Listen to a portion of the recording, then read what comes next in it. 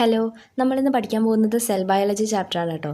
Cell biology ചാപ്റ്ററിൽ history of cell ബയോളജിയാണ് നമ്മൾ മെയിനായിട്ട് കോൺസെൻട്രേറ്റ് ചെയ്യുന്നത്. History of cell biology important ആണോ എന്ന് ചോദിച്ചാൽ ആണ്, അല്ലേന്ന് ചോദിച്ചാൽ അല്ല. കാരണം എന്ന് വെച്ചാൽ വലിയ മാർക്കിനുള്ള ക്വസ്റ്റ്യൻസ് ഒന്നും ഈ പോർഷനിൽ നിന്ന് ചോദിക്കില്ല. പക്ഷേ ചിലപ്പോൾ 1 മാർക്കിൻ്റെ ക്വസ്റ്റ്യൻസ് ഒക്കെ ഇതിൽ നിന്ന് ചോദിക്കും. പിന്നെ അതുപോലെ തന്നെ ഈ കോമ്പറ്റേറ്റീവ് എക്സാംസിനൊക്കെ വേണ്ടിയിട്ട് പ്രിപ്പയർ ചെയ്യുന്നവർക്ക് ഇത് ഒരു ഇമ്പോർട്ടൻ്റ് ആയിട്ടുള്ള ഒരു ഏരിയ ആണ്. ഓക്കെ, അപ്പോൾ ആദ്യമായിട്ട് എന്താണ് സെൽ ബയോളജി എന്ന് നോക്കാം. Cell biology is the branch of biological science that deals with the morphological, physiological, biochemical, genetical and developmental aspects of cells.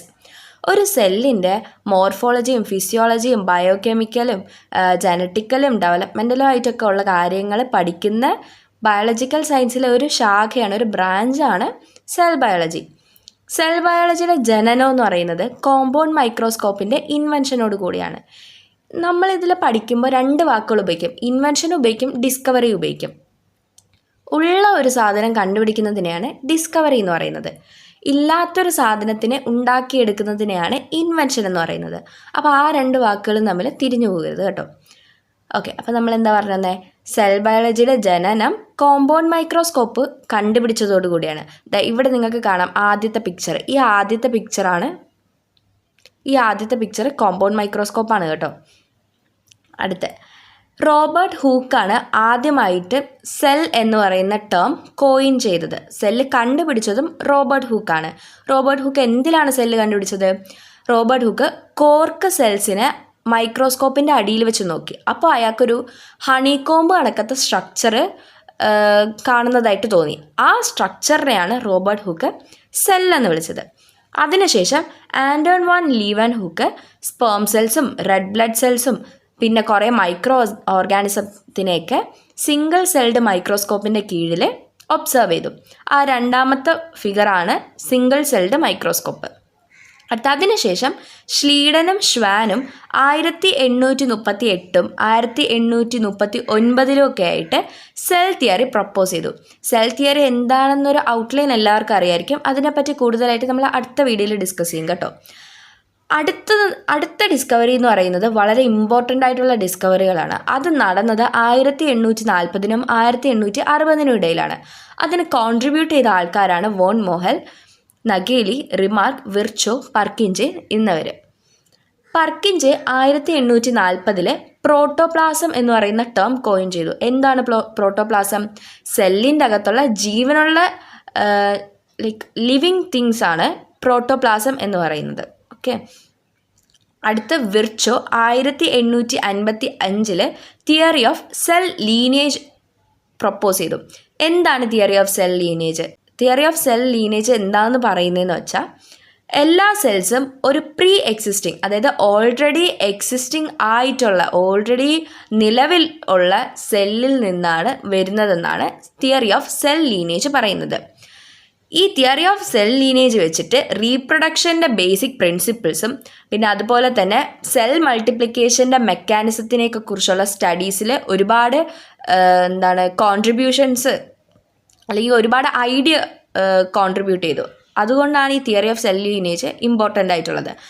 അടുത്ത് 1875-ലും 1900-നും ഇടയിൽ ന്യൂക്ലിയസിനെയും സെൽ ഡിവിഷനെയും പറ്റിയിട്ടാണ് കൂടുതൽ സ്റ്റഡീസ് നടന്നിട്ടുള്ളത്. 1880 സ്ട്രാസ്ബർഗർ ന്യൂക്ലിയസിനെ പറ്റി ഒരുപാട് പഠനങ്ങൾ നടത്തിയിട്ടുണ്ട്.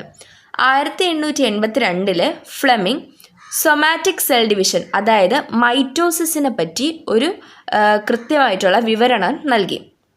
എന്താണ് സൊമാറ്റിക് സെൽസ് എന്ന് പറഞ്ഞാൽ? ഗമീറ്റ് ഉണ്ടാക്കാത്ത എല്ലാ സെൽസും, അതായത് ഗമീറ്റ് ഉണ്ടാക്കുന്ന സെൽസിനെ ഗമീറ്റിക് സെൽസ് എന്നും ഗമീറ്റ് ഉണ്ടാക്കാത്ത സെൽസിനെ സൊമാറ്റിക് സെൽസ് എന്നും നമുക്ക് പറയാം. ഓക്കെ, അടുത്ത് ഓസ്കാർ ഹെർട്ട്വിഗ് എന്താ ചെയ്തതെന്ന് വെച്ചാൽ അയാൾ 2 ന്യൂക്ലിയസ് ഫ്യൂസ് ചെയ്യുമ്പോഴാണ് ഫെർട്ടിലൈസേഷൻ നടക്കുന്നത് എന്ന് കണ്ടുപിടിച്ചു.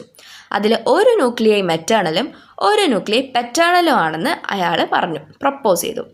എന്താണ് മെറ്റേണൽ? മെറ്റേണൽ എന്ന് പറഞ്ഞാൽ മദർ കോൺട്രിബ്യൂട്ട് ചെയ്യുന്നതിനെയാണ് മെറ്റേണൽ എന്ന് പറയുന്നത്. ഫാദർ കോൺട്രിബ്യൂട്ട് ചെയ്യുന്നതിനെ പെറ്റേണൽ എന്നും പറയും. അങ്ങനെ ഓസ്കാർ ഹെർട്ട്വിഗ് ആണ് ന്യൂക്ലിയസ് ഹെറിഡിറ്ററി എന്ന് പറയുന്ന ആ ഒരു കാര്യത്തിന് ഇമ്പോർട്ടൻ്റ് ആണ് എന്നുള്ള കാര്യം പറഞ്ഞത് ഓസ്കാർ ഹെർട്ട്വിഗ് ആണ്. അടുത്തത് വാൻ ബെനഡൻ എന്താണ് ചെയ്തത്? ഗമീറ്റിക് ന്യൂക്ലിയൈ ഹാപ്ലോയിഡ് ആണെന്ന് പറഞ്ഞു. നമുക്കറിയാം ഒരു ഓർഗാനിസം എപ്പോഴും ഡിപ്ലോയിഡ് സ്റ്റേറ്റിലായിരിക്കും അല്ലേ? ആ ഡിപ്ലോയിഡ് സ്റ്റേറ്റ് എങ്ങനെയാണ് ഉണ്ടാകുന്നത്? ഒരു ഹാപ്ലോയിഡ് ഗമീറ്റും മറ്റൊരു ഹാപ്ലോയിഡ് ഗമീറ്റും കൂടെ ഫ്യൂസ് ചെയ്യുമ്പോഴാണ് ഒരു ഡിപ്ലോയിഡ് ആയിട്ടുള്ള ഓർഗാനിസം ഉണ്ടാകുന്നത്. അതിനെ സ്ഥിരീകരിച്ചത് അല്ലെങ്കിൽ അതിനെ ആദ്യമായിട്ട് കണ്ടുപിടിച്ചത് വാൻ ബെനഡൻ ആണ്. ഒരു ഗമീറ്റിക് ന്യൂക്ലിയൈ ഹാപ്ലോയിഡ് ആയിരിക്കും എന്ന് കണ്ടുപിടിച്ചത് വാൻ ബെനഡൻ ആണ്. അടുത്തത് Weissman germ plasm theory propose ചെയ്തു. അതുപോലെ തന്നെ ക്രോമസോം തിയറി ഓഫ് ഇൻഹെറിറ്റൻസിൻ്റെ ഒരു ഔട്ട്ലൈൻ പോസ്റ്റുലേറ്റ് ചെയ്തത് വീസ്മാൻ ആണ്. പിന്നീട് ഈ chromosome theory of inheritance Sutton and Boveri develop ചെയ്തെടുത്തു. അടുത്ത 19th സെഞ്ച്വറീൻ്റെ last quarter classical period of cell biology എന്നാണ് പറയുന്നത്. കാരണം സെൽ ബയോളജിയിൽ ഇമ്പോർട്ടൻ്റ് ആയിട്ടുള്ള ഒരുപാട്, അതായത് ഇപ്പോൾ നമ്മൾ ഉപയോഗിക്കുന്ന ഒരുപാട് കണ്ടുപിടുത്തങ്ങൾ നടന്നത് ലേറ്റ് 19th സെഞ്ച്വറിയിലാണ്. 1928 നോളും റസ്കയും കൂടെ ചേർന്നിട്ടാണ് ഇലക്ട്രോൺ മൈക്രോസ്കോപ്പ് ആദ്യമായിട്ട് കണ്ടുപിടിക്കുന്നത്. ആ മുകളിലുള്ള ഫിഗറാണ് ഇലക്ട്രോൺ മൈക്രോസ്കോപ്പ്.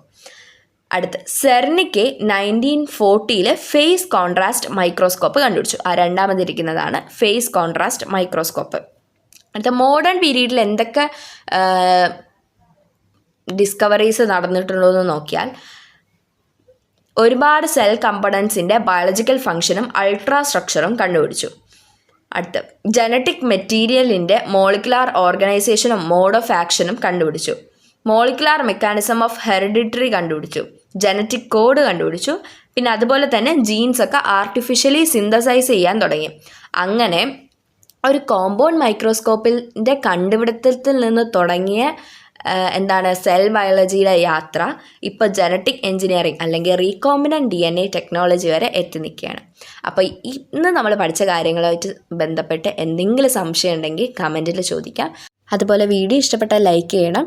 ഇനിയും ഇതുപോലെയുള്ള വീഡിയോസ് കാണുന്നതിനായി സബ്സ്ക്രൈബ് ചെയ്യണം.